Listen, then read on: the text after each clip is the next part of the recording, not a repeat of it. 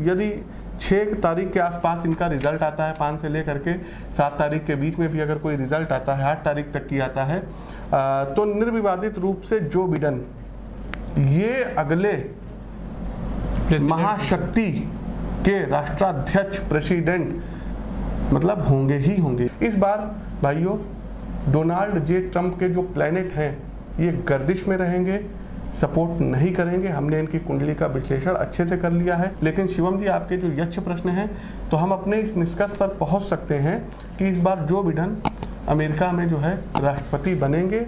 और एक चीज़ और बता दें शिवम जी, फाइट आप देखेंगे ना, बिल्कुल नेक टू नेक फाइट रहेगी, ऊपर नीचे ऊपर नीचे, क्योंकि अगर थाम करके आप देखिएगा। 2015 और 16 की भी बात करें तो डोनाल्ड ट्रंप को कोई बहुत अच्छा क्या कहते हैं ओपिनियंस पोल में परिणाम नहीं मिल रहा था। सब कुछ स्थिति यदि ठीक रही, एक बहुत ही शुभ संकेत है नीतीश कुमार जी के लिए। और निर्विवादित रूप से मैं कहना चाहूँगा, देखिए जो भी ज्योतिष शास्त्र का थोड़ा बहुत नॉलेज है, जो भी गुरुओं से सीखे हैं उसके दम पर, और इनकी योगिनी दशा भी देखिए, भ्रामरी में मंगला पिंगला और फिर धान्या आएगी, फिर भद्रिका आएगी। देखिए इनका भी खराब समय आएगा, उल्का का समय आएगा 2026 एंड से 2032 तक का, उस समय इनको काफ़ी परेशानी आएंगी। लेकिन अभी की यदि हम बात करें तो नीतीश कुमार निर्विवादित रूप से एक बार पुनः मुख्यमंत्री पद पर सुशोभित होंगे। हो सकते हैं, फिर से ये हो सकते हैं आप कह रहे हैं, और हमने कहा है होंगे। इन दोनों बातों में अंतर है। आप सकते हैं कहिए क्योंकि आप ज्योतिषी नहीं हैं, हम ज्योतिषी हैं तो हम कहेंगे होंगे जी, क्योंकि हमें अपने विद्या पर पूर्ण विश्वास है। ओम देवानाम च ऋषिनाम गुरु कांचा निशनिभम बुद्धिभूतम त्रिलोकेशम तम नमामि बृहस्पतिम। वैदिक ज्योतिष शास्त्र में बृहस्पति अर्थात गुरु को काल पुरुष के ज्ञान का प्रतीक माना गया है।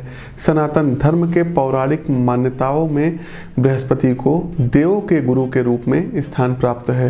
वैदिक ज्योतिष में गुरु को अमृत समान माना गया है। गुरु अन्य सभी ग्रहों में सबसे विशाल और विस्तृत ग्रह हैं। उन्हें सूर्य की एक परिक्रमा पूर्ण करने में लगभग 11 साल और 9 महीने का समय लग जाता है।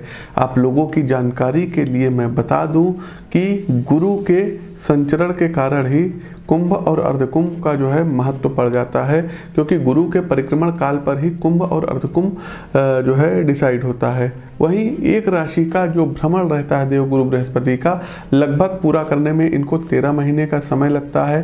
देखिए 20 नवंबर 2020 देवगुरु बृहस्पति अब अपनी स्वराशि अर्थात धनु राशि, इनकी मूल त्रिकोण राशि भी है, तो धनु राशि से अब ये मकर राशि में प्रवेश करने जा रहे हैं। मकर राशि पृथ्वी तत्व की मूलभूत एक प्रकार से नकारात्मक राशि है और इसके स्वामी शनिदेव हैं, जहां से गुरु 6 अप्रैल 2021 को फिर कुंभ राशि में प्रवेश करेंगे। वैदिक ज्योतिष के अनुसार गुरु कर्क राशि में उच्च राशि के माने जाते हैं, उच्चस्थ स्थान प्राप्त हैं, वहीं मकर राशि में ये नीच के होते हैं। गुरु यानी ज्ञान यानी बृहस्पति का नीच राशि में परिवर्तन आप सभी के जीवन पर क्या प्रभाव डालेगा, तो मेष से लेकर के मीन राशि के जातकों के लिए कैसा कुछ रहेगा ये परिवर्तन 13 माह का, इस विषय पर हम प्रकाश डालेंगे। साथ ही साथ यहाँ पर हम बताना चाहेंगे तमाम हमारे जो दर्शक हैं, चूँकि शनिदेव यहाँ पर ऑलरेडी विराजमान है पहले से ही, तो यहाँ पर देखिए गुरु का नीच भंग राजयोग भी बन रहा है। वहीं पर तमाम पुस्तकों में लिखा भी गया है, जैसे कि मानसागरी हो गई, बृहद पराशर होरा शास्त्र हो गया, इन सभी पुस्तकों में मिलेगा कि जो जीव होते हैं जब भी शनि के घर में जाते हैं तो स्थान हानि करते हैं। एक श्लोक भी आता है कि जीव क्षेत्रे यदा शनि, शनि क्षेत्रे यदा जीवा, स्थान वृद्धि करो शनि, स्थान हानि करो जीवा। अर्थात शनि जब जीव के घर में प्रवेश करते हैं तो वहाँ पर स्थान वृद्धि करते हैं, लेकिन इसके विपरीत जब जीव शनि के घर में प्रवेश करते हैं अर्थात मकर राशि में जब ये जाते हैं, कुंभ राशि में जाते हैं, तो वहाँ पर स्थान हानि करते हैं। दर्शकों एक बात बताना चाहेंगे, लाखों करोड़ों लोगों की मेष से लेकर के मीन राशि है, तो आपके वास्तविक जीवन में, आपके वास्तविक लग्न पर, आपकी वास्तविक राशि पर इसका क्या प्रभाव पड़ेगा, इसके लिए आप लोग कुंडली का सबसे पहले तो विश्लेषण करवा लीजिए, क्योंकि आप जब पैदा हुए होंगे उसका टाइम अलग होगा, डेट ऑफ बर्थ आपकी अलग होगी, बर्थ का स्थान अलग होगा, तो इन्हीं सब के आधार पर एक जन्म कुंडली का निर्माण किया जाता है और फिर उस पर फलादेश किया जाता है। साथ ही साथ ये जो प्रस्तुत राशिफल है आपकी चंद्र राशि प्लस आपकी नाम राशि, ये दोनों पर संयुक्त रूप से आधारित है। ये गोचर सिर्फ और सिर्फ गुरु को ध्यान में रख करके ही बनाया गया है। अन्य ग्रहों की स्थिति भी विचारणीय है। हमने पूर्व में कह दिया कि मेष से लेकर के मीन राशि जो है लाखों करोड़ों लोगों की है।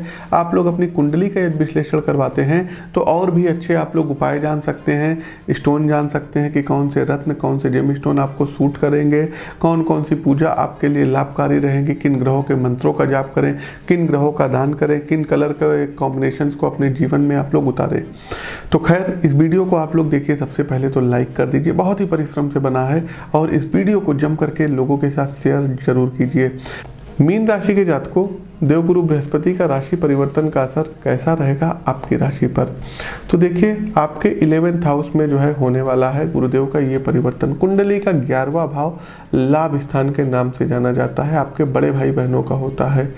तो कैसा रहेगा ये गोचर? सबसे पहले यदि हम गुरु गोचर की बात करें तो मीन राशि के लिए आर्थिक तौर पर लाभदायक रहेगा गुरुदेव का ये गोचर। लेकिन इस दौरान आपको किसी भी तरीके के लेन देन में सावधानी बरतने की सलाह दी जाती है। जैसे कि आप लोग जमीन लेने जा रहे हैं, वाहन लेने जा रहे हैं, तो पेपर वर्क पहले कर लीजिएगा, अच्छे से चेक करा लीजिएगा, तब करिएगा। वैवाहिक व घरेलू जीवन में आपको कलह और आपसी विवाद की स्थितियों का सामना आप करना पड़ सकता है। पेशेंस के साथ यदि आप काम करते हैं तो निश्चित रूप से उसमें आपको अनुकूलता मिलेगी। व्यापारी वर्ग और नौकरी पेशा वर्ग के लिए समय अब ये अनुकूल रहेगा मीन राशि के जातकों, और आपको उच्च अधिकारियों से भरपूर सहयोग प्राप्त होगा। यदि आप घरेलू मोर्चों पर संयम का परिचय देते हैं तो आपको जीवन साथी का भरपूर समर्थन, भरपूर सहयोग प्राप्त होगा, और संतान पक्ष से भी अब लाभ मिलने की प्रबल संभावनाएं हैं। गुरु गोचर की इस अवधि के दौरान यात्राओं का लंबा योग बन रहा है। साथ ही साथ स्वास्थ्य के मोर्चे पर अब आपको अधिक सावधान रहने की सितारे सलाह दे रहे हैं। खास करके रक्तचाप अर्थात ब्लड प्रेशर से संबंधित समस्याओं के उभर कर सामने आने की प्रबल संभावनाएं हैं। गुरु गोचर की इस अवधि के दौरान आपको नए मित्र मिल सकते हैं, और नए मित्र की मदद से आप लोग कुछ अपने कार्यों को सिद्ध कर सकते हैं। उपाय के तौर पर करना क्या रहेगा? तो सबसे पहले ओम ब्रह्म बृहस्पतये नमः इस मंत्र का आप लोग नित्य जाप करिए। साथ ही साथ कोशिश कीजिए कि पीले रंगों को अपने जो है परिधान में लाइए। गरीबों को यथासंभव मदद करिए। प्रत्येक बृहस्पतिवार को 1 दर्जन केला हो गया, कुछ बेसन से बने हुए लड्डू हो गए, ये आप लोगों को गाय को खिलाना होगा। साथ ही साथ गौ सेवा अब आपको करनी होगी। गाय की सेवा करिए, गौशाला में जाइए, और कुछ गाय के लिए कुछ अपने जो है मतलब कोष से धन का दान जरूर करिए। साथ ही साथ आप अपने टीचर को कोशिश कीजिए कि 2 महीने 3 महीने में एक बार यदि मिलते हैं तो पेन, जिसको लेखनी बोलते हैं, या डायरी, इन चीज़ों को आप डोनेट कर सकते हैं। आपके घर में जो ब्राह्मण आते हैं कोशिश कीजिएगा वो रुष्ट हो करके ना जाए, यथासंभव उनकी जो दान दक्षिणा हो वो जरूर दीजिएगा। मुफ्त में किसी से कोई चीज़ मत लीजिएगा। यदि आप किसी से कंसल्टेशन भी ले रहे हैं तो कोशिश कीजिएगा उसकी फीस दे करके तभी कंसल्टेशन लीजिएगा। साथ ही साथ अपने शब्दों का चयन सोच समझ कर करिएगा। किसी से भी लड़ाई झगड़ा वाद विवाद इन सब चीज़ों से दूर रहना है। अपनी कुंडली को दिखा करके और अच्छे उपाय भी आप लोग जान सकते हैं। तो प्रिय दर्शकों, गुरु गोचर से संबंधित हमारा ये राशिफल कैसा लगा कमेंट बॉक्स के माध्यम से हमें अवगत अवश्य कराइए। नए हैं तो चैनल को सब्सक्राइब अवश्य करिए, बगल में बना हुआ बेल आइकन जरूर प्रेस कीजिए। इस वीडियो को लाइक कीजिए, कमेंट बॉक्स में ओम नमो भगवते वासुदेवाय जरूर टाइप कीजिए, और इस वीडियो को जम करके शेयर कीजिए। अपनी वाणी को विराम देते हुए ज्योतिष के इस मंच से मैं पंडित आशीष वत्स आप सभी प्रबुद्ध दर्शकों से विदा लेता हूँ। नमस्कार। ओम नमो भगवते वासुदेवाय।